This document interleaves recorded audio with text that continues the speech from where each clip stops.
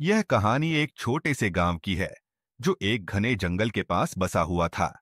लोग उस गांव में अक्सर डर के साए में जीते थे, क्योंकि उन्हें यकीन था कि जंगल में कुछ अनजानी शक्तियां बसी हुई थीं।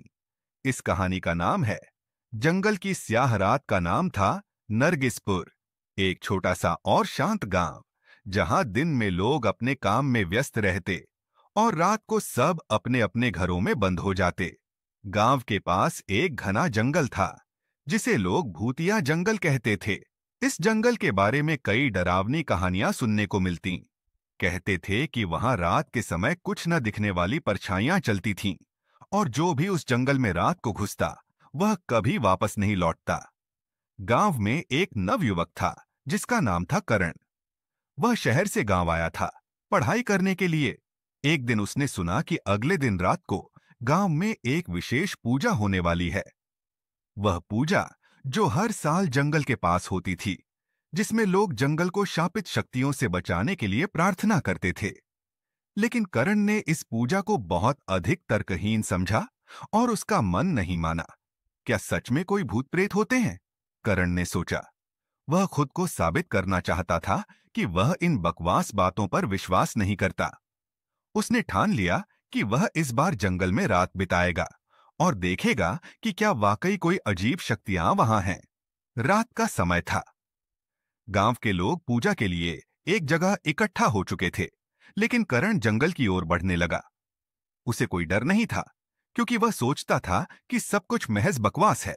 जैसे ही वह जंगल के अंदर घुसा, उसकी आंखें अंधेरे में घेर गईं। पेड़ पौधे किसी पुराने व्यक्ति की तरह डरावने और खौफनाक दिखाई दे रहे थे। हवा में अजीब सी गंध थी, जो किसी सड़ी गली चीज जैसी थी। लेकिन करण ने अपने कदम बढ़ाए, क्योंकि वह उस रात को चुनौती के रूप में देख रहा था। वह एक रास्ते से आगे बढ़ा, लेकिन अचानक उसकी नजरें एक पुराने पेड़ पर पड़ीं। वह पेड़ एक बड़ा और घना था, जिसमें अजीब सी छाल उधड़ी हुई थी। करण ने सोचा, यह क्या हो सकता है? तभी उस पेड़ के नीचे उसे कुछ चमकता हुआ नजर आया। जैसे ही वह पास गया, उसने देखा कि वहां एक पुराना लकड़ी का बक्सा पड़ा हुआ था।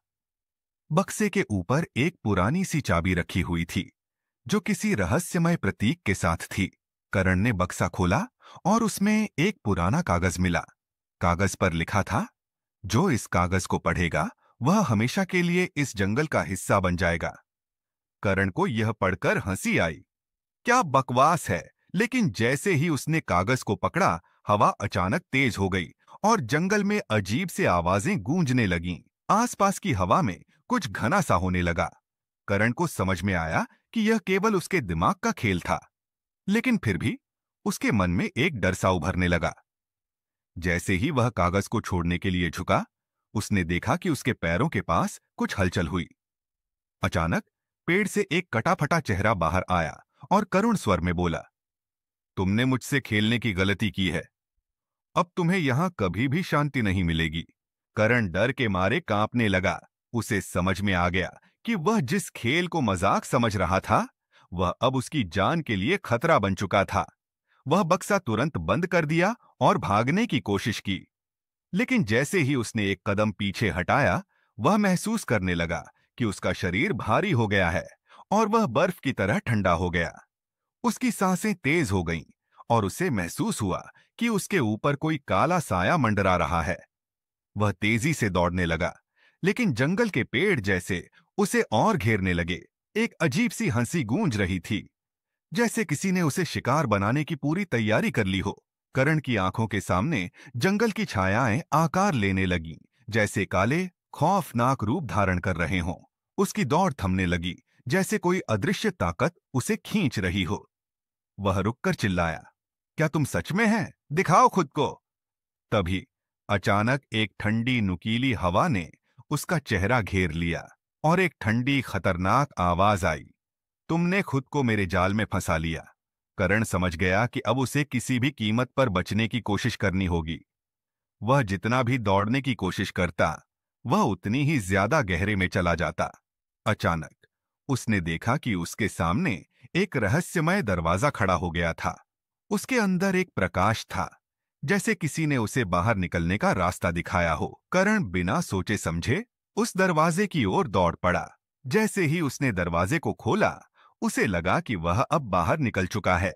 लेकिन जब उसने पीछे मुड़कर देखा, तो पाया कि जंगल फिर से गायब हो चुका था। वह एक सुनसान जगह पर खड़ा था, जो बिल्कुल अलग थी। उसकी सांसें तेजी से चल रही थीं, और वह सोच रहा था, क्या मैंने सच में जंगल को छोड़ दिया था, या अब मैं हमेशा के लिए उसी का हिस्सा बन गया हूं? गांव में वापस लौटते हुए करण के मन में एक सवाल बार बार घूम रहा था। क्या वह जो कुछ भी हुआ था एक सपना था, या फिर मैं अब भी उस काले जंगल के भीतर फंसा हूं?